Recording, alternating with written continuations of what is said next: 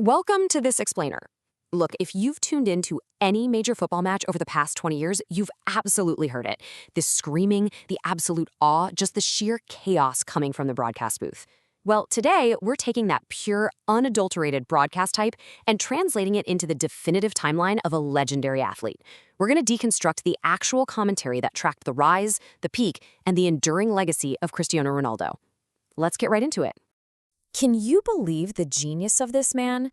I mean, that isn't just some casual remark, right? It's a moment of live, televised shock. Today, we're decoding the exact milestones that sparked this insane level of disbelief from seasoned professionals. Guys who literally watch football for a living. We're asking, how does one player push commentators to the absolute limits of their vocabulary? Let's find out.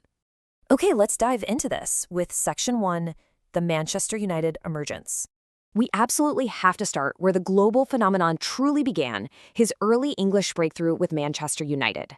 When you look at the early broadcast transcripts, the commentary completely zeroes in on his raw, unfiltered impact. Broadcasters were immediately raving about his instant impact on the pitch. I mean, they were left utterly speechless by these stunning, literally net-breaking free kicks, shouting things like, "What a goal," and "absolutely stunning." And here's a really key piece. The commentary constantly highlights a vital partnership. They're always calling out Wayne Rooney as the crucial provider who really helped unlock Ronaldo's early dominance. Just listen to the sheer escalation in the commentary here. Broadcasters went incredibly quickly from just praising his great feet and clever footwork to, honestly, questioning the limits of human ability. When a commentator asks, "Is there anything this man can't do?" they aren't just calling a game anymore. They're watching a player who is completely rewriting the boundaries of the sport right in front of their eyes. And that early domestic dominance naturally leads us right into Section 2, Kings of Europe. Let's head to the ultimate stage, the 2008 Champions League final against Chelsea. The broadcast transcript for this match, it honestly reads like a Hollywood thriller.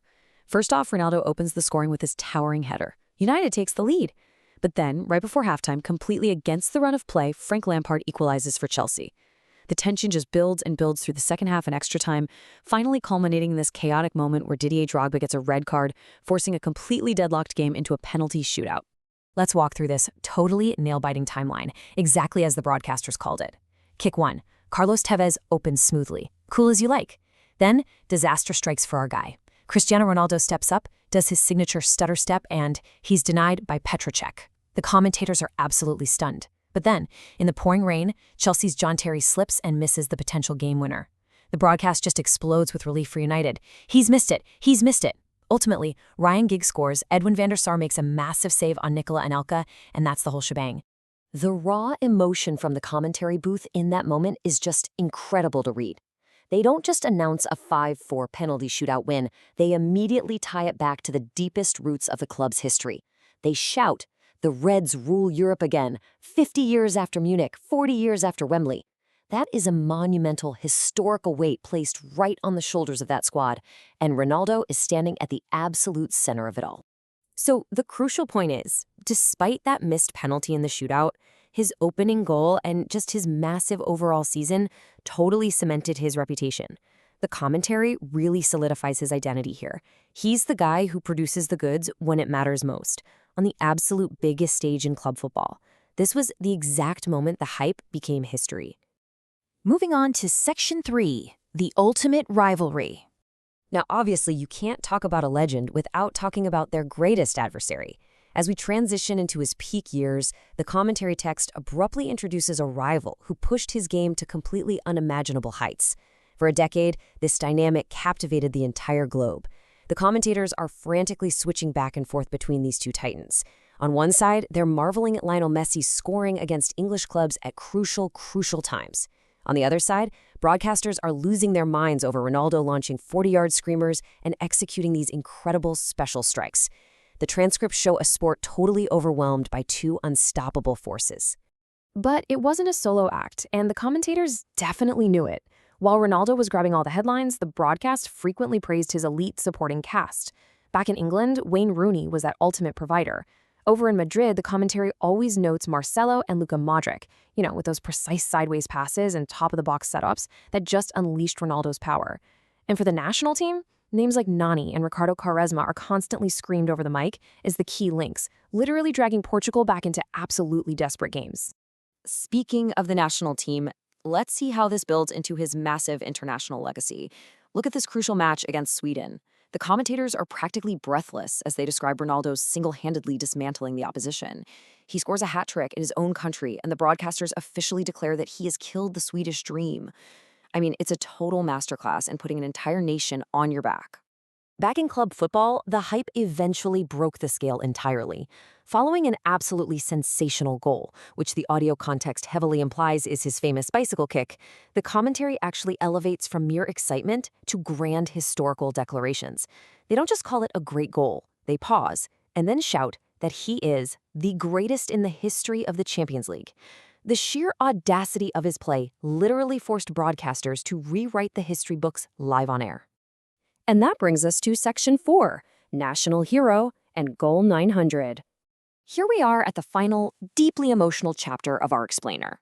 We're focusing on his enduring legacy with the Portuguese national team and his march toward a milestone that frankly defies logic. Now, we have to note that it wasn't always easy. The transcripts don't just show the victories, they show the heartbreak too. They highlight some terrible defending and heavy losses, specifically referencing matches against Germany or Thomas Muller dominated. But the recurring theme in the commentary? Constant resilience. Whether he was dragging Portugal back into the fight or reclaiming his stage front and center, the broadcasters just marveled at his absolute refusal to fade away. And that resilience sets the perfect stage for a moment of pure magic. Listen to this buildup in the commentary. Here's Nuno Mendes, and he whips that one in. The sheer anticipation in the broadcaster's voice tells you everything you need to know. A cross is delivered, and history is literally hanging in the air, just waiting to be made. 900. And this brilliantly illustrates the sheer scale of the man. That staggering number flashes up, representing his total goals for club and country. 900. The commentators can hardly believe they are saying it out loud. 900 times they've had to call a goal for this one single individual. To put that into perspective, it's a number most strikers wouldn't even dream of hitting in training, let alone in official matches. But it's so much more than just a statistic. The commentary captures the raw human emotion behind that number. The broadcaster solemnly notes that this monumental achievement comes on Portuguese soil and the tears. Think about that for a second. Despite all the trophies, all the money, all the global fame, the game still moves him to tears. It proves just how deeply this sport matters to him, even after 2 full decades at the very top. To go from a young kid making an instant impact in Manchester to a veteran crying tears of joy over goal number 900 in Portugal, it requires a sheer willpower that goes way beyond tactics or natural talent. It's the kind of drive that forces commentators to ask year after year if there is anything this man can't do. Thanks so much for joining me on this explainer today. Keep questioning, and I'll see you next time. But before we go, I want to leave you with this final thought to take away. What does it actually take to sustain this level of emotional and physical output for an entire career?